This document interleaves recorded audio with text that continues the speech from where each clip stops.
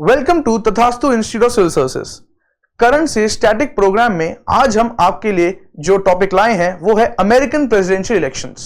ये टॉपिक इसलिए इंपॉर्टेंट है क्योंकि आज जिस दिन हम ये वीडियो रिकॉर्ड कर रहे हैं 5 नवंबर, इसी दिन अमेरिका में प्रेसिडेंशियल इलेक्शंस अभी हो रहे हैं। तो ये करंट अफेयर्स के लिए तो इंपॉर्टेंट है ही, प्लस साथ ही में यूपीएससी के पेपर में जीएस पेपर 2 में इंडियन पॉलिटी के सब्जेक्ट में कंपैरेटिव कॉन्स्टिट्यूशंस के टॉपिक में यहां से क्वेश्चन आता है।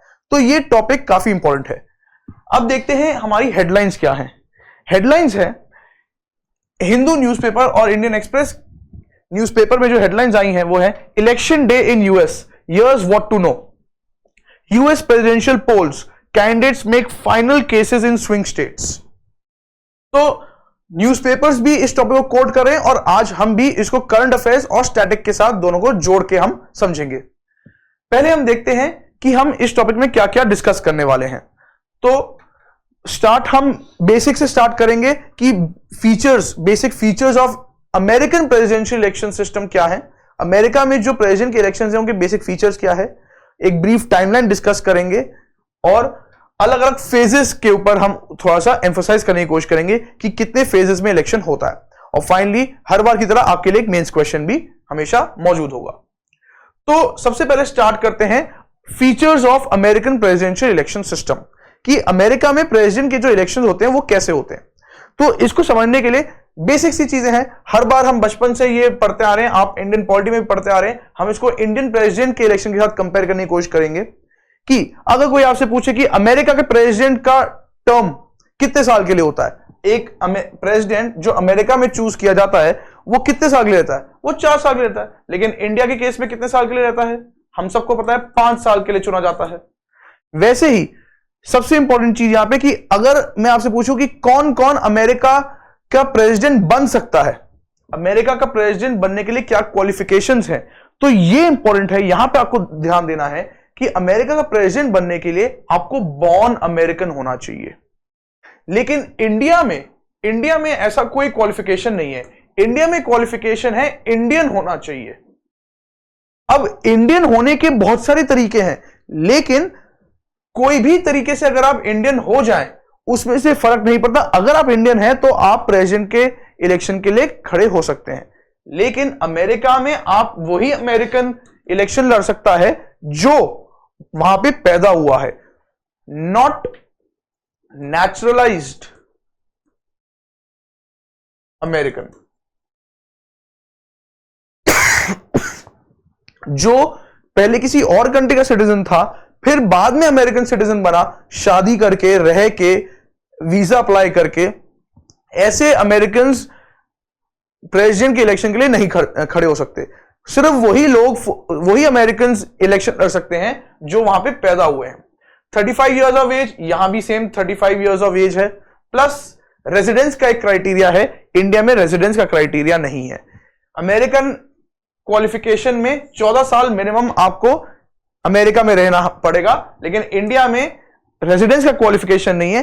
इंडिया में eligible to become member of Lok Sabha, ये एक एडिशनल क्वालिफिकेशन है। तो हमें क्या याद रखना है, अमेरिका में कौन प्रेसिडेंट बन सकता है, जो वहां पे पैदा हुआ है, जो मिनिमम 35 इयर्स ऑफ एज का है और पिछले 14 साल से कम वो अमेरिका में रह रहा है।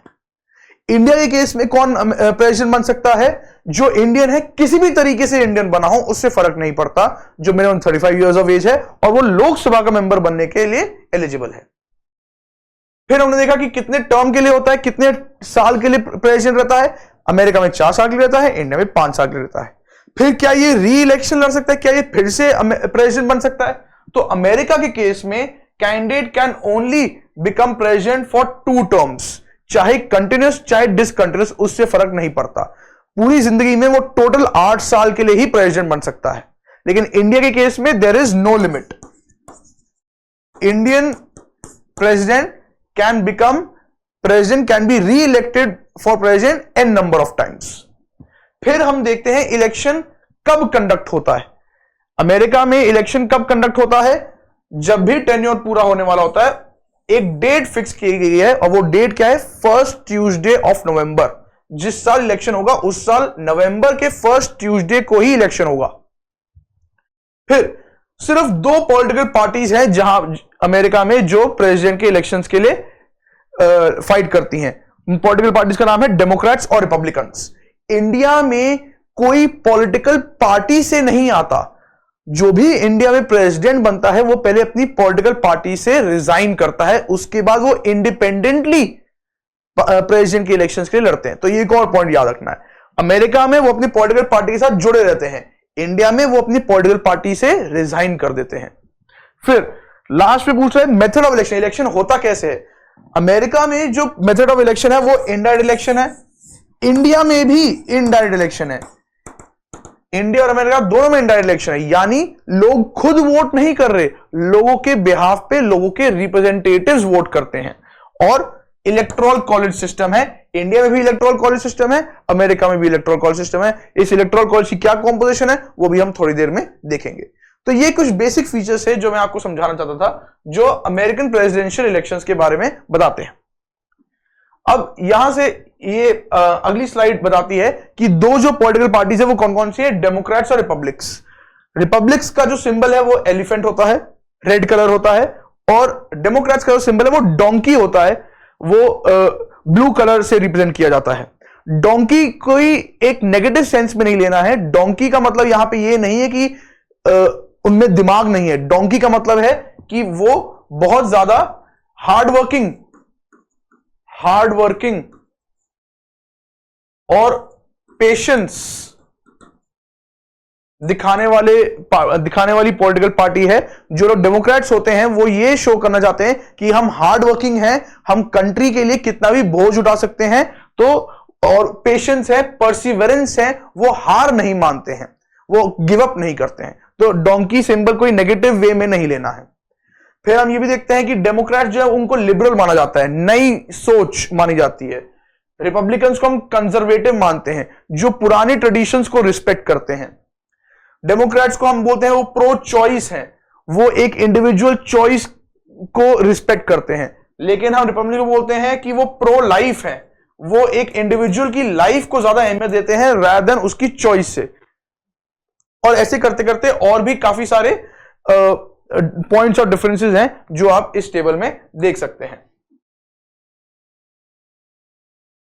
अब एक ऊपर से ब्रीफली बहुत जल्दी से ये देख लेते हैं कि जो अमेरिका में जो इलेक्शंस होते हैं प्रेसिडेंट के, वो कब से शुरू होते हैं और कब जाके खत्म होते हैं। तो अगर हम बोल रहे हैं इस साल 2024 में इलेक्शन हो रहा है, तो 2024 में अगर इलेक्शन हो रहा है, इससे पहले जो प्रेसिडेंट है यानी जो बाइडेन है, जो बाइडेन जो है, इनका टेन्योर कब शुरू हुआ था? इनका टेन्योर शुरू हुआ था 20 जनवरी 2021 और 4 साल का होता है टेन्योर, तो ये 20 जनवरी 2025 तक चलेगा। लेकिन 20 जनवरी 2021 में तो इनका ऑफिस स्टार्ट हो जाएगा। इलेक्शन कब हो रहा है? इलेक्शन होता है पिछले साल, 1 साल पहले, फर्स्ट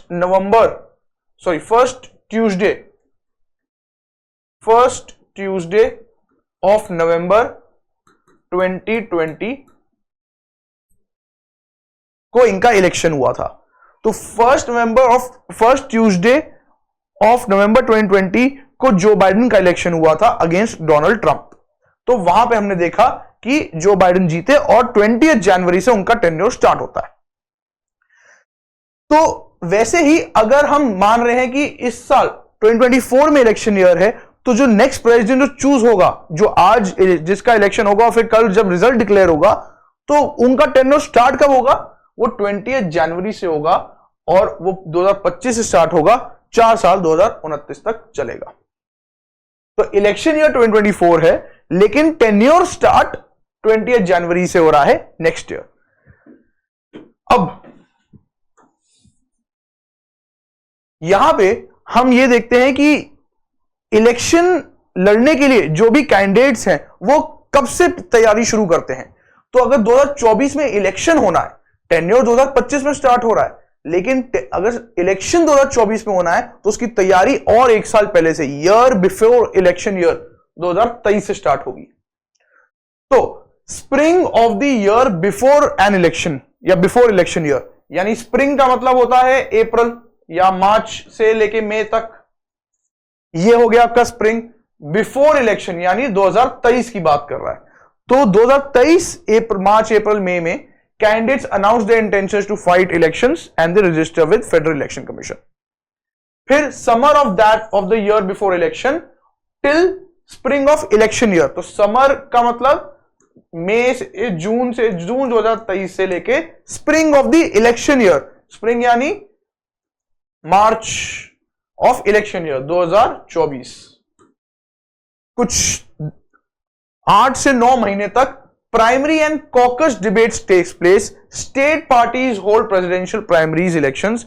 ये क्या होते हैं अभी हम थोड़ी देर में समझेंगे। तो यहां पे मोटा मोटी हम ये समझते हैं कि स्टेट लेवल पर डिसाइड होता है कि कौन प्रेसिडेंट बनेगा। स्टेट लेवल पे कैंडिडेट चूज किए जा रहे हैं। फिर July to early September of election year, election year यानी 2024, इस साल जुलाई से सितंबर के बीच में क्या हुआ, पार्टीज ने nominate conventions to choose the presidential election. ये नेशनल लेवल पे, कंट्री के लेवल पे हो रहा है। इससे पहले स्टेट के लेवल पे था, इसके बाद कंट्री के लेवल पे हो रहा है। इसको बोलते हैं नेशनल कन्वेंशन, इसको बोलते हैं नेशनल कन्वेंशन। क्या होता है नेशनल कन्वेंशन, अभी हम थोड़ी देर में समझेंगे। इसके बाद सितंबर से अक्टूबर ऑफ द इलेक्शन ईयर यानी 2024, यहां पे हम देखते हैं कि डेमोक्रेटिक पार्टी और रिपब्लिकन पार्टी, दोनों पार्टी के जो कैंडिडेट्स हैं वो आपस में डिबेट करते हैं, पूरी कंट्री में कैंपेनिंग करते हैं और अपनी बात फैलाते हैं। फिर November of the election year यानी 2024, नवंबर यानी फर्स्ट ट्यूसडे, यानी आज 5 नवंबर को सिटीजन्स गो फॉर वोटिंग। फिर दिसंबर में electors cast their vote, electoral college, और फिर जनवरी नेक्स्ट ईयर में उसकी काउंटिंग होगी, और फिर जनवरी 20 को ओथ सेरेमनी होगी, जिसको हम इनॉग्रेशन डे भी बोलते हैं। ये सारे इसके अलग अलग कंपोनेंट्स क्या है, अभी हम उसको थोड़ी देर में फिर से डिटेल में समझेंगे। तो ये एक ओवरव्यू है कि 2023 में शुरू होता है और जनवरी 2025 में खत्म होता है। तकरीबन 1.5 से 2 साल के बीच का प्रोसेस होता है अमेरिका के प्रेसिडेंट के इलेक्शन का।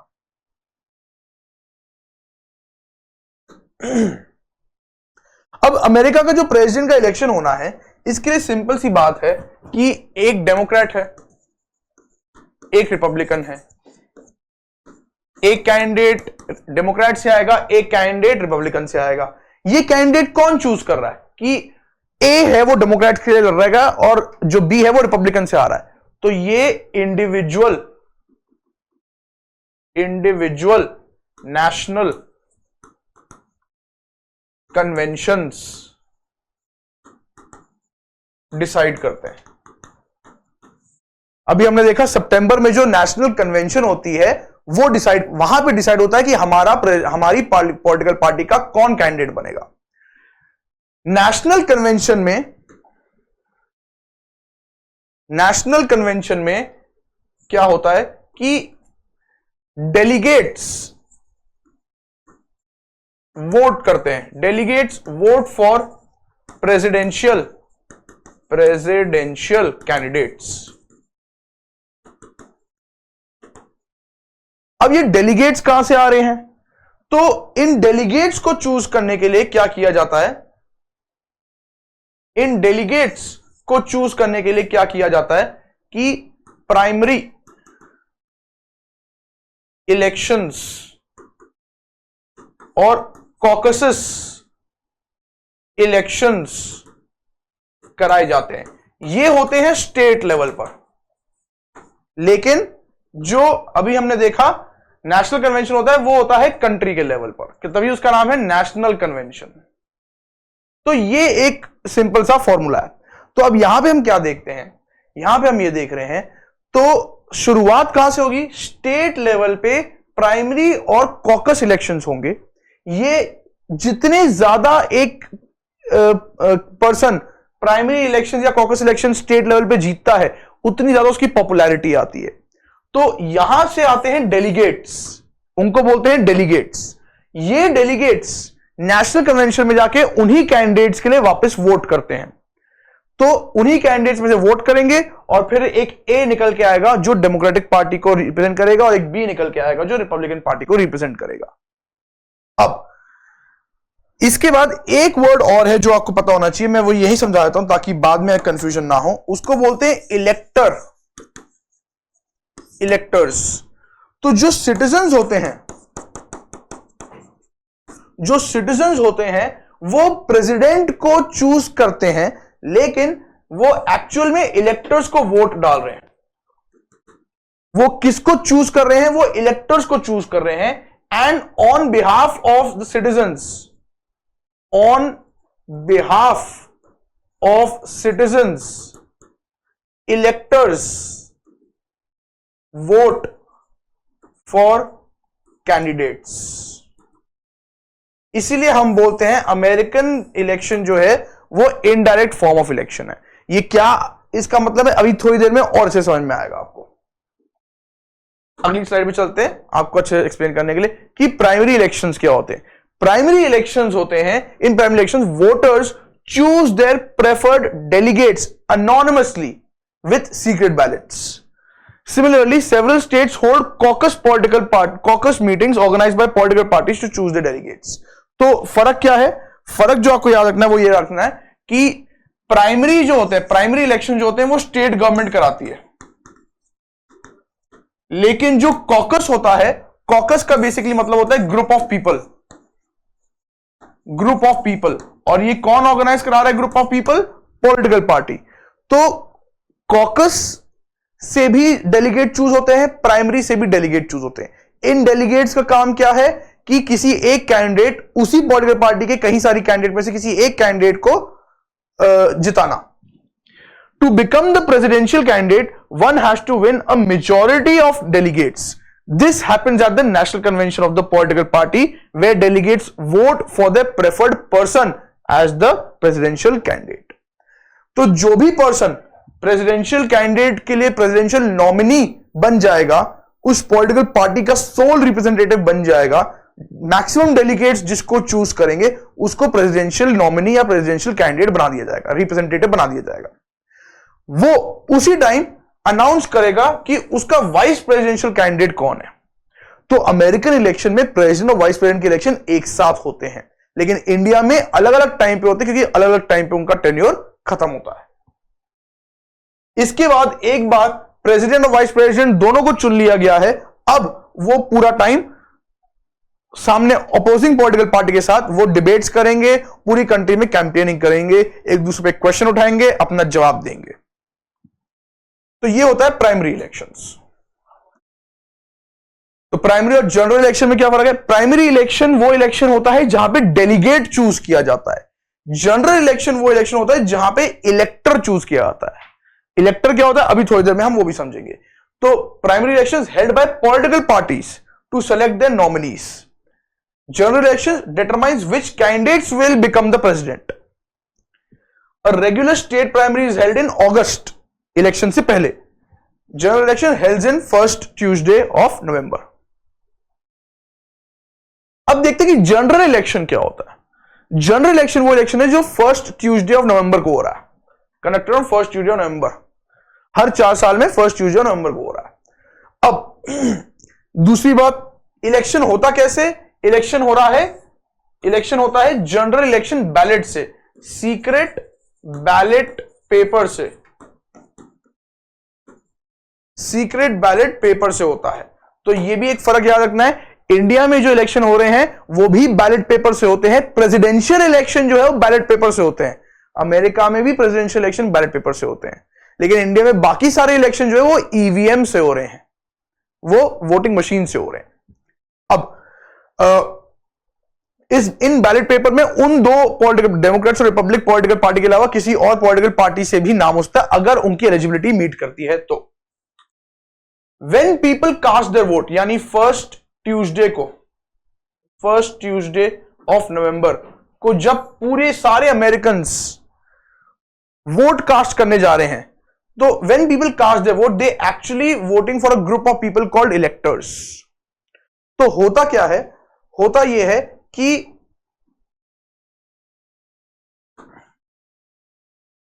5 नवंबर को जब इलेक्शन हो रहा है उस दिन अमेरिकन्स वोट करते हैं। इन्होंने वोट किया। ये वोट अब हर स्टेट में, अलग अलग स्टेट में वोटिंग हो रही है। इन्होंने इनकी कैंडिडेट, इनके बैलेट पेपर पे डेमोक्रेट, रिपब्लिक या किसी और अदर्स का नाम लिखा हुआ है। इन्होंने वोट डाला और इन्होंने चूज किया डेमोक्रेट्स को। तो मान लेते हैं किसी एक स्टेट में 51% जो वोट्स हैं, 51% जो वोट्स हैं वो डेमोक्रेट ले जाता है, 49% जो वोट्स हैं वो रिपब्लिकन ले जाता है, यानी ये स्टेट इज डेमोक्रेटिक। ये तो इजी है, कोई दिक्कत की बात नहीं है। ऐसे ही सारे all 50 states plus 1 union territory के लिए किया जाता है। यूनियन टेरिटरी कौन सी है? Washington DC. Washington DC. अब इसके बाद जब सारे हर स्टेट में इलेक्शन हो जाता है तो इसके बाद क्या किया जा रहा है? इसके बाद क्या किया जा रहा है कि यहां पे एक्चुअली में वो प्रेसिडेंट नहीं जीता है। यहां पे हमने लोगों ने वोट तो पॉलिटिकल पार्टी को दिया है, लेकिन उस पॉलिटिकल पार्टी में political party is going to send electors. Political parties क्या करेगी? इलेक्टर्स को भेजेगी। तो कैंडिडेट नहीं, हमने इलेक्टर को चुना। और कितने इलेक्टर्स को भेजेगी? Every state has different number of electors. तो ये इलेक्टर्स जो हैं वो बाद में जाके प्रेसिडेंट के लिए वोट करेंगे। तो इसको बोलते हैं इलेक्टर्स, और यही सिस्टम को हम बोलते हैं इलेक्टोरल कॉलेज।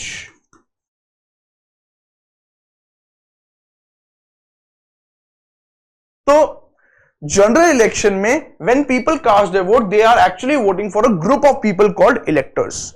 तो होता क्या है कि जैसे ये एक अमेरिका का मैप है, इस मैप में 50 स्टेट्स हैं। तो मान लेते हैं ये कैलिफोर्निया स्टेट है, इसमें लिखा है 54, यानी इसके पास 54 डेलीगेट्स हैं।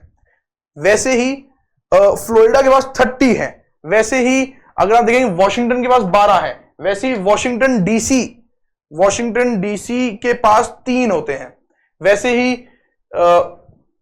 या न्यूयॉर्क के पास 28 हैं। वैसे ही टेक्सास के पास 40 हैं। अलास्का के पास 3 हैं। हवाई के पास 4 हैं। तो ऐसे करते करते अलग अलग स्टेट्स के पास अलग अलग हमने उनको नंबर ऑफ इलेक्टर्स एलोकेट किए हैं। ये नंबर ऑफ इलेक्टर्स कैसे एलोकेट किए हैं? इसी को बोलते हैं electoral college. Total number of electors कितने हैं? 538। ये 538 कैसे आए?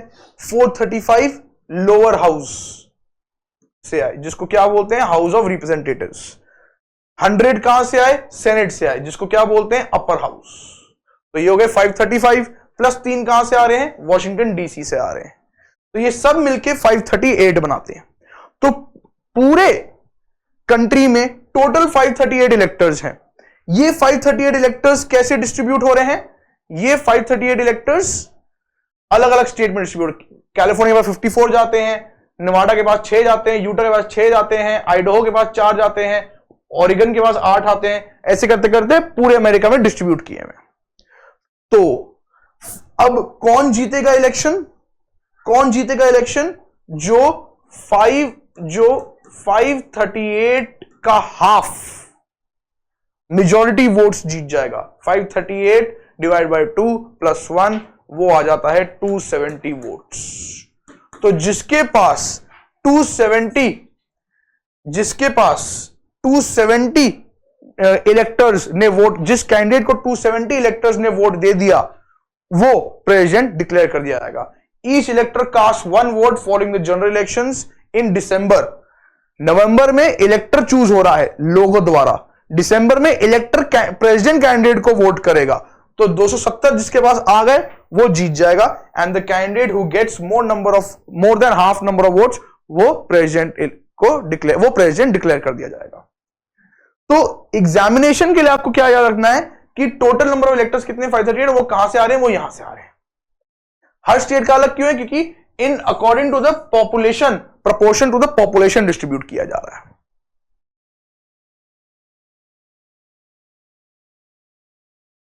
तो जैसे ये एक और पिक्चर है जहां पे दिखाया जा रहा है कि जो lower house, house of representatives, इसमें टोटल 435 है, जिसमें से 222 रिपब्लिकन है, 212 डेमोक्रेट है, एक वेकेंट है। ये किसी एक इमेजिनरी एक हमने चूज किया है। वैसे ही 100 सेनेटर होते हैं अपर हाउस में, हर स्टेट के लिए दो, हर स्टेट से दो ही आते हैं, फिक्स्ड है। जो लोअर हाउस है उसमें चेंज हो सकता है, अपर हाउस हर स्टेट के लिए फिक्स्ड है, हर स्टेट में से दो ही लोग आएंगे। टोटल 50 स्टेट है तो 50 इंटू 2, 100 मेंबर्स सेनेट में बैठते हैं। इसमें 49 जो है वो रिपब्लिकन है, 48 जो है वो डेमोक्रेट है और 3 इंडिपेंडेंट है। फाइनली ये लास्ट में एक और पिक्चर है जो पूरे इस प्रोसेस को समराइज कर देती है। इस प्रोसेस में हम देखते हैं कि सबसे पहले दिखा रखा है कि प्रेसिडेंट के इलेक्शन लड़ने के लिए क्या क्या रिक्वायरमेंट्स हैं। तो नेचुरल बॉर्न सिटीजन होना चाहिए, मिनिमम 35 साल की एज होनी चाहिए, 14 साल का रेजिडेंस, ये हम डिस्कस कर चुके हैं। फिर क्या दिखा रहा है कि प्राइमरीज और कॉकस, स्टेप 1 में प्राइमरीज और कॉकस होता है कि सबसे पहले जो सिमिलर टाइप के लोग होते हैं वो एक पॉलिटिकल पार्टी बनाते हैं। इस पॉलिटिकल पार्टी में सबसे लोग अपने आप को वोट दिलाने के लिए उन सबके साथ डिस्कशन करते हैं, उनके साथ डिबेट करते हैं और उनको अपनी तरफ आकर्षित करते हैं, अट्रैक्ट करते हैं अपनी ideology. Candidates from each political party campaign throughout the country to win the favour of their party members. Caucus में जो पॉलिटिकल पार्टी अरेंज करती है, party members select the best candidate through series of discussions. Primary election में जो state government organise करती है, party members vote for the best candidate that will represent them in the general election. तो यहां से कोई एक डेलीगेट या यहां से कोई एक कई सारे डेलीगेट चूज करेंगे जो नेशनल कन्वेंशन स्टेप 2 में जाएंगे और वहां पे प्रेसिडेंशियल नॉमिनी को चूज करेंगे। Each party holds a national convention to select a final presidential nominee. At each convention the presidential candidate chooses a running mate. जो नॉमिनी हो जाएगा उसके बाद वो अपना वाइस प्रेसिडेंट चूज करेगा, फिर दोनों मिलकर पूरी कंट्री में कैंपेन करेंगे और लास्ट में नवंबर में इलेक्शंस होंगे। बैलेट पेपर में पॉलिटिकल पार्टी का नाम होगा, लोग पॉलिटिकल पार्टी के लिए चूज करेंगे। जो सबसे ज्यादा वोट्स जीत गया उस स्टेट में वो पूरी की पूरी स्टेट या तो डेमोक्रेटिक डिक्लेयर कर दी जाएगी या रिपब्लिक डिक्लेयर कर दी जाएगी। दिसंबर में वो सारे इलेक्टर्स मिलके एक साथ फिर से प्रेसिडेंशियल नॉमिनी, डेमोक्रेटिक नॉमिनी और रिपब्लिक नॉमिनी के लिए इलेक्शन करेंगे, चूज करेंगे, जिसकी काउंटिंग होगी जनवरी में और फिर फाइनली न्यू जो भी प्रेसिडेंट इलेक्शन होगा उसको 20 जनवरी को इनॉग्रेट कर दिया जाएगा, यानी ओथ सेरेमनी कंडक्ट कर दी जाएगी। अब एक सिर्फ आखिरी छोटा सा इंटरेस्टिंग सा फैक्ट है कि सिर्फ फर्स्ट ट्यूसडे को ही क्यों कराया जाता है इलेक्शन। नवंबर के फर्स्ट ट्यूसडे को ही इलेक्शन क्यों कराया जा रहा है? नवंबर के फर्स्ट ट्यूसडे को इलेक्शन इसलिए कराया जा रहा है क्योंकि अगर ये 1845 में डिक्लेयर कर दिया गया था, 19वीं सेंचुरी से चलता आ रहा है, तो बात सिर्फ यह है कि जब अमेरिका शुरुआत में एक एग्रीकल्चरल कंट्री थी, एक एग्रेरियन इकोनॉमी थी, तो वहां पे ज्यादा ध्यान एग्रीकल्चर और क्रॉपिंग और हार्वेस्टिंग और सोइंग सीजन पे डिपेंड कर दिया था। इसलिए हम पहले जून जुलाई में नहीं कर सकते जब सोइंग करते हैं, बाद में दिसंबर जनवरी में नहीं कर सकते जब हार्वेस्ट होता है, तो बीच का एक टाइम चूजा नवंबर, जहां पे ना ज्यादा सर्दी है ना ज्यादा गर्मी है। उसके बाद हमने चूज किया कि संडे मंडे सैटरडे को हम देखते हैं कि चर्च होता है तो लोगों का चर्च नहीं मिस होना चाहिए। फिर हमने देखा कि वेडनेसडे नहीं चूज कर सकते क्योंकि वेडनेसडे को पॉपुलर मार्केट होती है, उसमें लोग मार्केट में अपनी राशन खरीदने जाते हैं। तो फाइनली लोगों ने डिसाइड किया कि ट्यूसडे को ही हम चूज करेंगे, ट्यूसडे को ही इलेक्शंस होने चाहिए। तो नवंबर और फर्स्ट ट्यूसडे जो होगा उस दिन हम प्रेसिडेंट के इलेक्शंस कंडक्ट कर देंगे। तो ये एक सिंपल सा प्रोसेस था जहां पे हमने देखा कि अमेरिका के प्रेसिडेंट के इलेक्शन कैसे होते हैं। अब लास्ट में हर बार की तरह हम आपके लिए एक मेंस का क्वेश्चन भी लाए हैं जिससे आपकी अंडरस्टैंडिंग चेक हो सकती है। और ये मेंस का क्वेश्चन ये है कि India and the USA are two large democracies, compare and contrast the electoral process of both the countries. यानी दोनों डेमोक्रेसीज जो है, इंडिया और यूएसए, दोनों कंट्रीज के जो प्रेसिडेंशियल इलेक्शन है इनको आप कंपेयर करें और कॉन्ट्रास्ट करें, यानी सिमिलैरिटीज भी बताइए और डिफरेंसेस भी बताइए। 250 वर्ड्स में आप इस क्वेश्चन को अटेम्प्ट कीजिए अपनी अंडरस्टैंडिंग के लिए और जुड़ रहिए हमारे साथ इसी प्रोग्राम में। तब तक के लिए थैंक यू।